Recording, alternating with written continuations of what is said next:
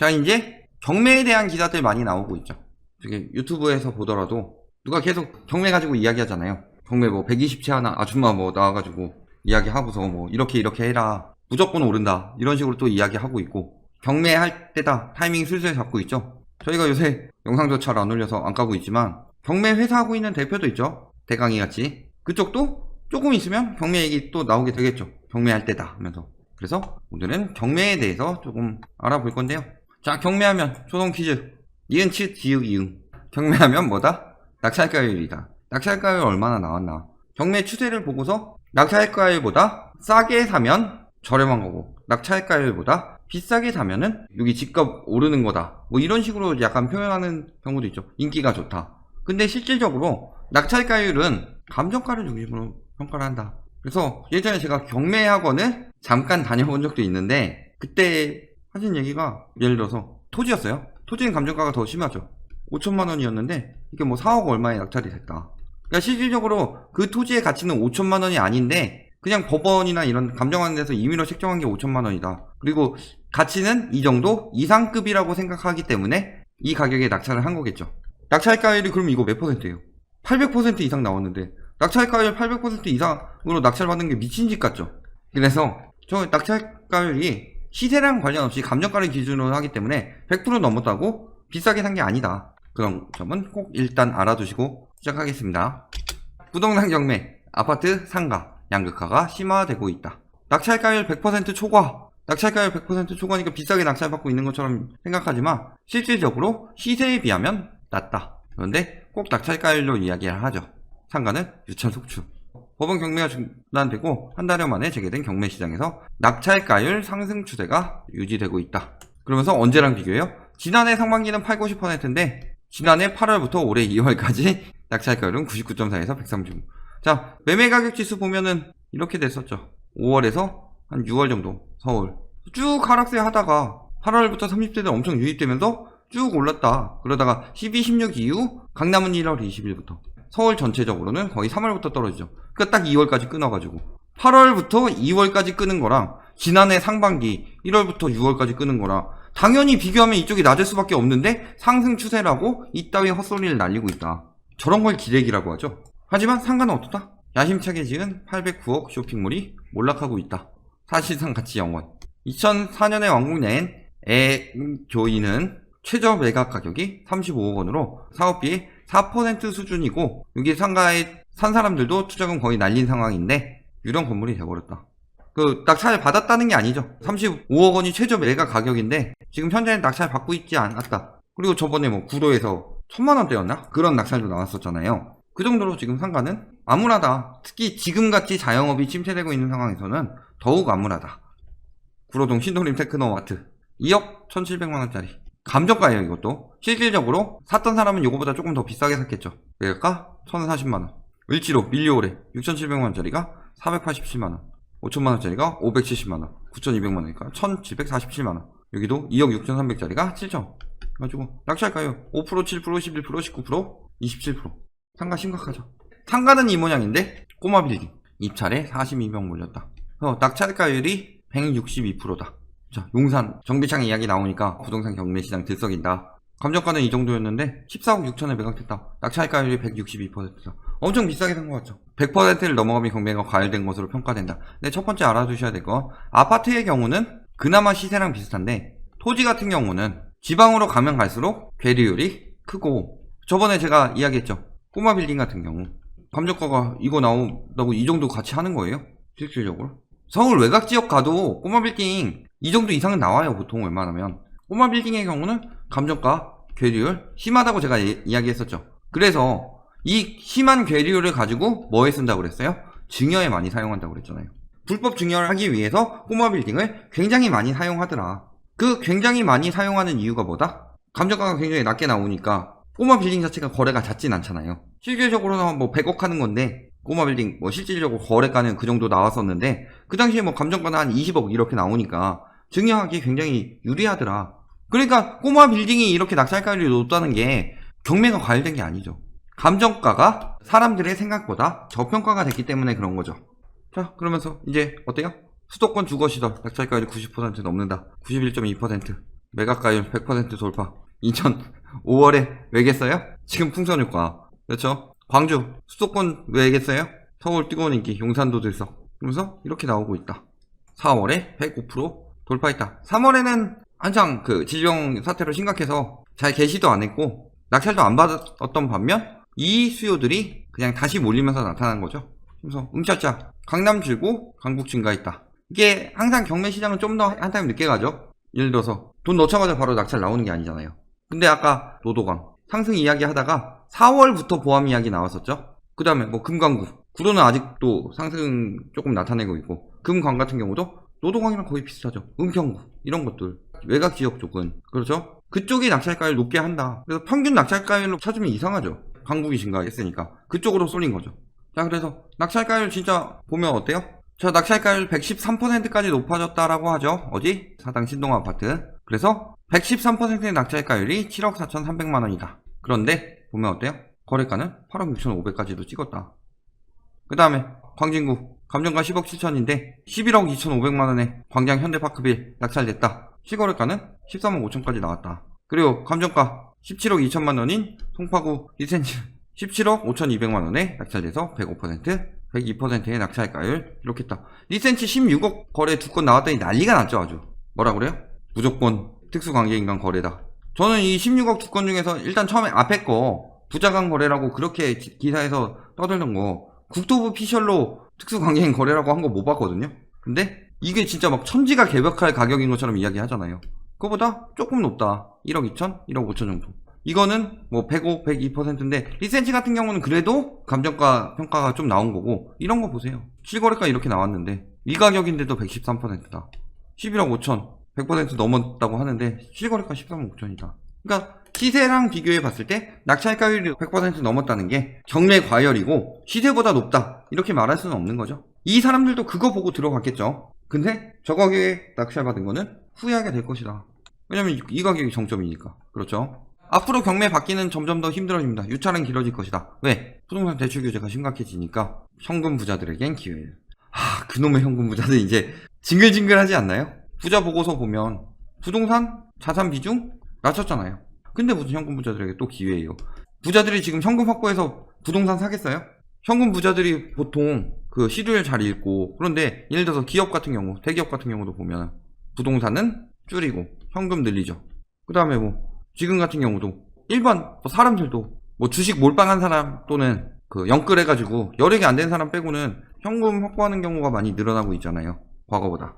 물론 생활이 어려워서 저축을 떼고 있는 경우도 많지만 실질적으로 부자들은 이 기회 때 자산 분배를 하죠. 근데 부동산 자산 비중은 굉장히 높죠. 50% 되니까.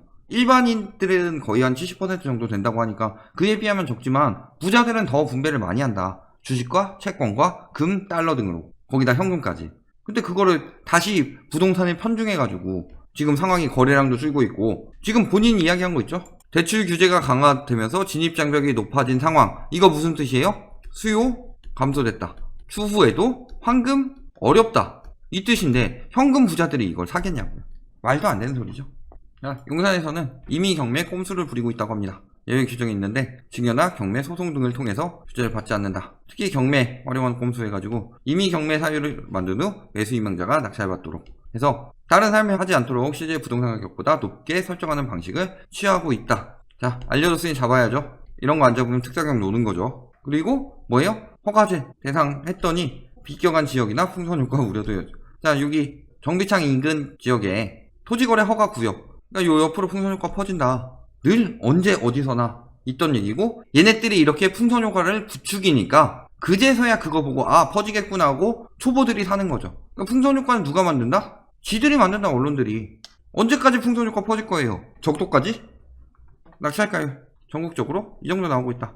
뭐 다 100% 넘는 것처럼 나오고 있는데 감정가는 실제 가격보다 저렴하게 나오는 경우가 태반인데 100% 나오는 것도 없더라. 실질적으로 뭐 100% 넘는 거 속출하고 있는 것처럼 이야기하지만 실질적으로는 그 중에서 그런 것만 뽑아서 이야기했더라. 거기다 경매뿐만이 아니라 공매도 들어가고 있다. 뭐 급매물 뭐 들어가고 최근에 뭐 이런 이야기 하고 있는데 경매 낙찰 늘어나고 있더라도 경매 물량도 증가하고 있죠. 앞으로 더 많이 증가할 예정이고 왜? 파산 신청이 늘고 있으니까. 거기다가 플러스로 뭐 나온다? 공매 나온다. 공매. 1371건 1371건 중에서 감정가 70% 이하인 물건이 382건이다. 이런 매물들도 추가 공급된다. 그러면은 매수보다 경매나 공매가 저렴하니까 현재 상황에서도 그쪽으로 수요들이 많이 이동하겠죠. 근데 지금 다주택자들이 호가 올리고 금매물 집어넣을 때예요. 기자도 정신 못 차리고 그 말 듣고서 한번 낚아보려고 6월도 그렇게 오래 남진 않았는데 며칠 날려먹은 여력 부족한 영끌 투기꾼이나 아니면은 무리해서 다주택 갭 투기한 투기꾼들이 물건 집어넣는 거 사실은 현명한 행동이 아니죠. 그때는 오히려 기회로 삼아가지고 빨리 파는 게 더 좋았을 텐데. 자, 유찰. 갤러리아 포레. 유찰 또 유찰. 자, 주의하셔야 될 점은 경매 같은 경우 그래서 낙찰가율 한 100% 정도로 받아도 되겠네? 라고 생각하시면 안 되고요. 지금 제가 오늘도 드리고 싶은 말씀은 첫 번째 뭐예요? 낙찰가율 높으니까 경매 시장이 뜬다? 믿고 지금 경매 들어가는 거 좋은 행동 아니다. 사실은 그 가격도 비싸다. 두 번째로 그러면 낙찰가율 낮은 물건은 사도 되냐? 경매에서는 주의하셔야 될 점이 많다. 예를 들어서 지금 갤러리아 폴에 세 번째 경매가 진행된다 했을 때 최초 감정가 36억 3천만원 이보다 비쌌겠죠. 이미 경매 신청을 했다. 채권액만 80억이 달해서. 그런데 이 가격에도 낙찰을 안 한다. 왜? 선순위 채권으로 21억 원의 전세권이 설정되어 있기 때문에 이게 말소되지가 않는다. 말소 기준 권리보다 전세권이 위에 있어서 지금 21억 원의 전세금을 낙찰 받고도 돌려줘야 되니까 사실상 44억 이상으로 사는 거죠. 23억 2천에다가 21억 더하니까. 그러니까 안 산다. 이런 거 그 권리 걸려있는 거 잘 봐야 돼요. 경매 하실 분들 그냥 막 하시면 안 돼요. 학원을 뭐 다녀서 배우시던가 하고 들어가야지 경매 금액이 다가 아니라 그 외에 내가 물어줘야 될 금액이라든가 이런 게 생겨날 수가 있어요. 은행들도 보유 부동산 매각에 착수했다. 그러면서 은행이 보유하던 건물이라고 하면 인기가 좋았는데 기본 3, 4위는 유찰된다. 뭐 엄청 낙찰가율 이야기하는 것처럼 하지만 이런 것들 거의 매각이 되지 않는다. 지금 경매 매물 일단 상가 같은 경우는 거의 떨어질 거라고 보고 본인이 직접 입지 보고 장사하실 거 아니면은 웬만하면은 그걸로 수익 올리긴 힘들죠. 공실 날 가능성 높으니까. 경매 위협성 유치권 뭐예요? 채권을 변제받을 때까지 물건을 돌려주지 않을 수 있는 권리. 예를 들어서 아까 뭐 전세권자 들어가 있다 그러면은 집에서 버티는 거예요. 나 전세금 주기 전까지 못 나가. 왜냐면 받을 채권이 있으니까. 그래서 유치권에 있는 물건을 잘못 샀다 그러면 이 사람한테 나갈 때까지 돈 물어줘야 된다. 그 다음에 지상권, 타인의 토지를 사용할 수 있는 권리, 이런 것도 여러 가지 얽혀 있을 수 있다. 지상권이 다른 사람에게 있는데도 불구하고 내가 그걸 낙찰을 받았을 때 그 토지를 내가 사용할 수 있느냐 없느냐는 가지고 있는 사람이 사용할 수 있는 권리를 가지고 있으니까 낙찰 받아서 싸게 받았다고 좋아했는데 내가 그 권리를 되사야 될 경우도 있다. 그 다음에 뭐 특수물건 같은 경우도 굉장히 복잡하게 권리 관계들이 얽혀져 있어서 샀다가 이 권리 관계를 해결하지 못하면은 애물단지로 남게 된다. 특히 상가 건물 같은 경우 오히려 세입자가 갑질할 경우도 있거든요. 낙찰 받았는데 월세도 안 내고 뭐 얼마 주면 빼겠다 그런 식으로 뻗팅기는데 그거 받고도 안 나가고 계속 영업하고 그래가지고 실질적으로 고생하고 있는 건물주도 있다. 한 2010년도쯤 그런 기사들도 나왔었거든요. 그러니까 조심하셔야 되죠. 예시 관악구 남부중앙시장에 있는 요 건물 보면은 2009년 골조공사만 마친 채 중단됐다. 시행사는 날랐겠죠. 분양 대금을 반환을 요구하는 유치권이 시행 중이며 신탁사가 통째로 경매에 넘겼지만 낙찰이 안 되고 있는 거죠. 그러니까 여기까지만 지어놓고 안 짓고 있어서 굉장히 이제 위험하다. 안전장치도 없고 이런 거 받았는데 내 분양 대금 온전히 돌려받기 전까지는 안 나가고 유치권 행사하는 사람들 많이 있을 수 있으니까 조심하셔야 된다. 그 다음에 또 주의하셔야 될 점 지분 경매 300만원으로 토지 지분 경매 종잣돈 없이도 부동산 재테크 성공. 투자 모델은 지분으로 나온 토지 물건을 공매 또는 경매로 사들여 파는 거다. 왜? 이런 경우 보통 어떤 경우냐? 그 땅 물려받은 걸 공동 소유하다가 형편이 어려워진 사람의 지분만 나온다. 이거를 지분 형태로 나온 데다 유찰이 많아 시세보다 낮은 가격에 살 수 있다. 이걸 사서 시세로 팔면은 성공이라고 하는데 우리 상식적으로 생각을 해봅시다. 유찰이 많아요. 유찰이 많은 이유는 뭐예요? 지분이기 때문에 이 땅의 권리를 행사하기가 굉장히 힘들다는 거죠. 형제끼리도 이거 권리 행사하기 굉장히 힘들 텐데 모르는 사람이 경매 받아가지고 나 이 땅 저기 뭐 농사를 짓든 집을 짓든 할게요. 그러면은 이 사람들이 해주겠냐고요. 다른 지분 가지고 있는 사람들이. 그렇죠? 그러니까 권리 행사를 할 수 없는 지분만 가지고 있으니까 유찰이 많은 거죠. 근데 유찰이 많은데 시세에 팔 수 있을까요? 상식적으로? 그러니까 내가 유찰이 많아서 시세보다 낮은 가격에 살 수 있는 물건을 시세로 사주는 사람이 있냐는 거죠. 이상하지 않아요? 굉장히? 말 자체가? 그러니까 저런 말에 넘어가면 안 된다. 또 사두면 뭐 대박난다는 강남점 그땅 가봤습니다 하면서 싸게 사들여 평균의 5배 이상 가격으로 팝니다. 그러면서 보면은 뭐 인근의 판교 테크노밸리 등 개발 호재들이 비하고 당장이 안 되겠지만 언젠가 개발만 된다면 지금 딱 10배, 100배 아니면 그 이상 되는 것은 당연하겠죠. 이런 걸 5글자로 기획 부동산이라고 하죠. 지금 가치 없는 땅을 5배 이상으로 사면은 언젠가는 오를 거예요. 그 언젠가요. 나 늙어 죽고 증손자의 증손자쯤이 될 때쯤 화폐가치 폭증으로 인해서 늘 얘기하는 뭐 그런 걸로 인해서 오를까요? 말도 안 되는 거죠. 저런 거 거의 다 개뻥이다. 믿으시면 안 된다. 제가 부동산 3대 금기 얘기했어요. 지주택, 분양형 호텔, 기획부동산. 이런 거 지금 대박 난다 하면 지가 사죠. 팔겠어요. 이렇게 좋은 땅인데? 10배, 100배 그 이상 뛰는 건데? 경매에 서칭한 사기도 있답니다. 경매 좀 잘한다고 대신 사준다 하는 것도 주의하셔야 된다. 그러면서 경매 투자해서 2배 수익 올려주겠다고 보험설계사와 아들 등 3명에게 2억 7천만 원을 편취했다. 그러면서 자문위원으로 사칭했다 그러니까 뭐 사칭 뭐 이런 거 전까지 26범이면은 대단하죠. 그래서 하는 건 뭐다? 경매로 수익을 무조건 돌려주겠다. 그러면은 2억 7천만 원을 이렇게 편취하는 게 아니라 이 정도 스케일을 가지고 있고 두뇌를 가지고 있는 사람이고 확실하다 하면은 2억 7천만 원 정도는 대출 받아서 대출이자 진짜 많이 준다고 해서 한 10% 줬다고 칩시다. 2,700만 원 줬다고 하고 2배 수익 올려가지고 6억에 팔아서 요거 떼우고 지가 먹겠죠. 누가 뭐 수익 올려주겠다 하는 거 정 믿을 수 있는 사람이다 라고 한다고 하더라도 그럴 거면은 뭐 확실하게 서류화 해가지고 나중에 배당 받을 수 있도록 하지 않는 이상은 저 말만 믿고 투자하는 건 가장 멍청한 짓이다. 금매 vs 경매. 자, 이제 다음 달 말 양도세 중과 유예 기간이 아직 남았으니 금매를 기다리는 소진되는 분위기는 아니지만 더 내리면 들어가겠다는 매수대 기자들이 많다. 그러니까 금매도 보고 있고 경매도 보고 있는 사람들 많다. 근데 경매가 자꾸 낙찰가율 뭐 100% 나온다 하면은 굳이 경매 받을 필요 없이 금매로 들어가는 게 더 나을 수도 있다. 특히 여러 가지 권리가 얽혀있지 않으니까 금매를 더 선호할 수도 있겠더라. 자, 결론. 낙찰가율 지금 90%? 이것도 비싸다. 최소 30% 빠진다고 그랬죠. 하락 상태 30% 빠진다. 근데 지금 낙찰가율 90%, 100% 봤을 때 이게 시세보단 낮더라도 더 낮게 받아야 되죠. 특히 경매 같은 경우는 여러 가지 권리를 분석해야 되고 그렇기 때문에 시세보다 30% 이상은 더 빠진 가격이 아니라면 웬만하면 쳐다보지도 마라. 그것도 권리 분석하고 들어가라. 두 번째, 지금 경매할 때냐? 이야기했지만 낙찰가율 90%, 100% 나오죠. 이때는 지금 경매 들어갈 때가 아니다. 기다려라. 금매가 나오고 파산이 늘어나고 경매가 늘어나고 공매가 늘어날 것이다. 앞으로 계속.